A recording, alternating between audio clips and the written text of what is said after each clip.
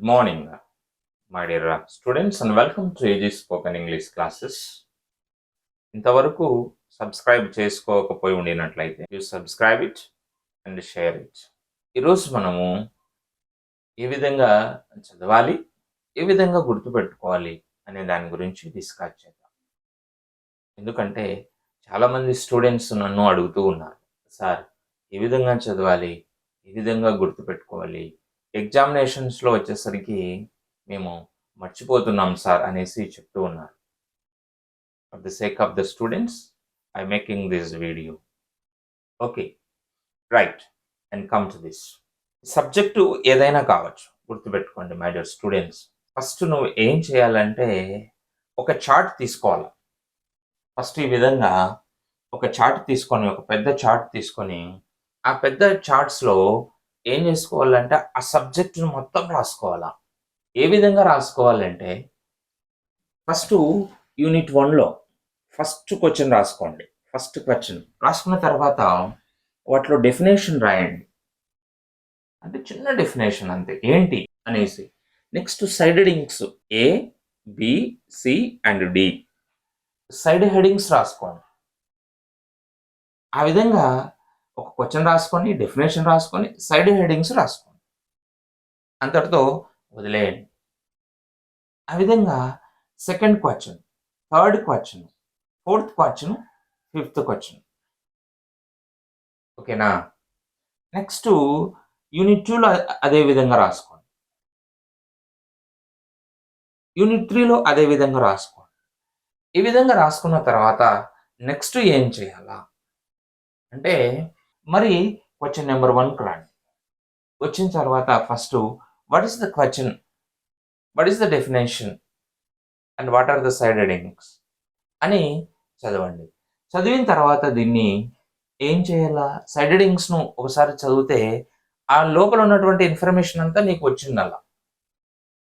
ఒకవేళ నువ్వు దాన్ని గుర్తు తెచ్చుకోలేకపోతే, if you fail to remember ఈ సైడ్ హెడింగ్స్లో ఏలో ఉన్నటువంటి మ్యాటర్ ఏదైతే ఉందో అది నీకు గుర్తు రాకపోతే again you go back to that text book or notebook. నోట్బుక్లోకి పోయి మళ్ళీ ఒకసారి చదవండి. సైడ్ హెడింగ్స్ చదివి మరి వాటిలో బ్యాక్ వెళ్ళేసి అక్కడ ఏముంది ఇన్ఫర్మేషన్ అని గుర్తుపెట్టుకోండి. Next second side headings, third one and fourth one. ఆ విధంగా నెక్స్ట్ ఈ ఫోర్త్ వన్ సైడ్ హెడింగ్స్ 1, 2, 3, 4 ఆ విధంగా ఏ, బి, సి, డి ఆ విధంగా మళ్ళీ ఒకసారి గుర్తు చేసుకోండి. ఒకవేళ గుర్తుకొస్తే నో ప్రాబ్లం, లేదనుకోండి మళ్ళీ ఒకసారి చదవండి.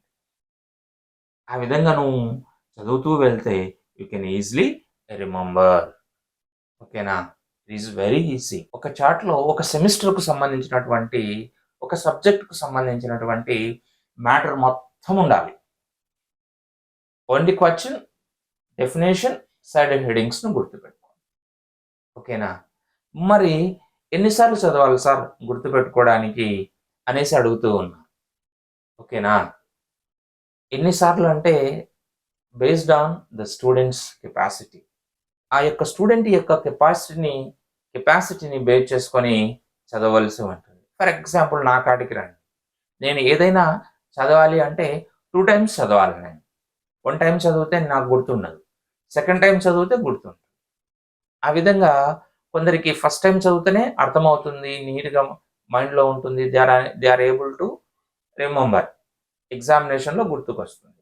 మరి ఇంకో కొందరు స్టూడెంట్స్ 2 times చదివితే అర్థమవుతుంది, 3 times చదివితే అర్థమవుతుంది కదా, 4 times చదివితే అర్థమవుతుంది. అదేవిధంగా నువ్వు 10 times చదివితే అర్థమవుతుంది అనుకుంటే 10 times చదవాల్సిందే, తప్పదు. ఇంకా వేరే మార్గం ఏం లేదు, గుర్తుపెట్టుకోండి. ఆ విధంగా నువ్వు చదవాలి. ఇంకొకటి, నువ్వు చదువుతున్నటువంటి క్వశ్చన్ ఏదన్నా కానీ అర్థం చేసుకోవాలి. ప్రతి ఒక్క లైన్ యొక్క మీనింగ్ నీకు తెలిసి ఉండాలి. ప్రతి ఒక్క వర్డ్ యొక్క మీనింగ్ నీకు తెలిసి ఉండాలి. ఆ విధంగా నువ్వు తెలుసుకొని చదవగలిగితే you get success in your life. It is very easy, it's not difficult one. ఆ విధంగా నువ్వు చదివితే, ప్రాక్టీస్ చేస్తే డెఫినెట్లీ యు గెట్ సక్సెస్. గుర్తుపెట్టుకోండి, without understanding answers do not go for another one. First question అర్థం చేసుకోవాలా, అదా అది ఎలా వచ్చింది అనేది నువ్వు గుర్తుపెట్టుకోగలగాల. వితౌట్ అండర్స్టాండింగ్ బై హార్ట్ చేస్తే మాత్రం గుర్తుండదు. క్వశ్చన్ అర్థం చేసుకొని మైండ్లో ఏ విధంగా వచ్చింది అనేది గుర్తుపెట్టుకొని ఈ విధంగా ఒక చార్ట్ తీసుకొని నువ్వు ఫాలో అయితే గన easily you can get success కదా. ఎందుకు అంటే ఈ చార్ట్ ఒక సెమిస్టర్లో ఉన్నటువంటి క్వశ్చన్స్ ఆన్సర్స్ అన్నీ కలిసి ఒక చార్ట్లో ఉంటాయి. ఒక నోట్బుక్ విచ్ కంటైన్స్ 100 పేజెస్, 100 పేజెస్ను నువ్వు తిప్పేయాలంటే చాలా కష్టం. చూడండి, చాలా టైం తీసుకుంటుంది, 2 days తీసుకుంటుంది, లేదా 1 day తీసుకుంటుంది. అదే నువ్వు చార్ట్ రూపంలో రాసుకోగలిగితే గన ఈ చార్ట్ అనేది విదిన్ 1 అవర్కి అయిపోతుంది.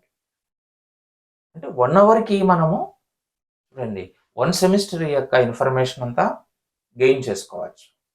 నెక్స్ట్ మళ్ళీ అగైన్ రిపీట్ చేసుకోవచ్చు, మళ్ళీ అగైన్ అట్లా 1 డేలోనే నువ్వు దాదాపు 8 times ఆర్ 10 times రిపీట్ చేయొచ్చు.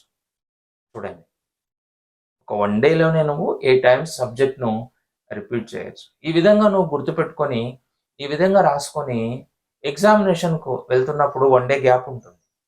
ఈ 1 day గ్యాప్ నువ్వు చదివినావంటే ఇవన్నీ కూడా గుర్తు ఉంటాయి.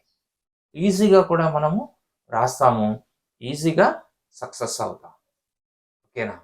కాబట్టి my dear students, remember this is the best way what I believe. నేను బాగా స్ట్రాంగ్గా నమ్ముతాను. కాబట్టి ట్రై చేయండి. ట్రై చేసి సక్సెస్ అయితే నువ్వు కామెంట్లో రాయండి. ఓకేనా? ఎందుకంటే it is very useful to so many students those who are facing problems, unable to recollect what they have studied.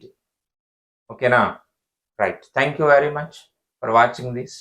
Subscribe it and share it. Okay na?